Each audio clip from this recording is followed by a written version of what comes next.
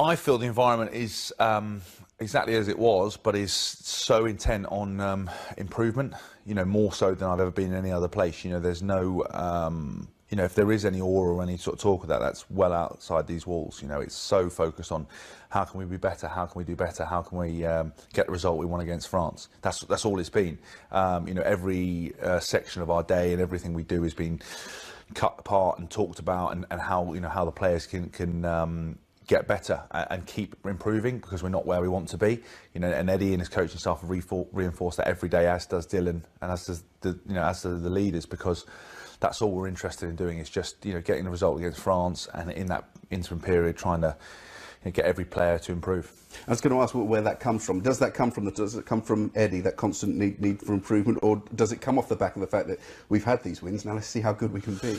It's been Eddie's message from day one. You know, we talked about when we were, you know, 8th in the world when he first came in, and said, you know, where we wanted to try to get to. You know, he's always been about trying to get the players to improve. He's one of those guys that constantly gives messages to the group and individuals how you can be better, how you can move forward. He, you know, the coaching staff are exactly the same. You know, they're on you all the time about every little bit of detail. You know, we're trying to be brilliant at the basics. That's what we want to be, and that's what will take a team from being 8th to the top side in the world. And he sort of hammers that mantra every day. And you talked about they're constantly trying to get better even at the basics, but they've introduced other things into the coaching. I understand when you're in Portugal, you're doing a bit of mixed martial arts and things like that. I mean, does that, as players, does that open you up to new things? Do you sense improvements in yourself when the coaches introduce these new things?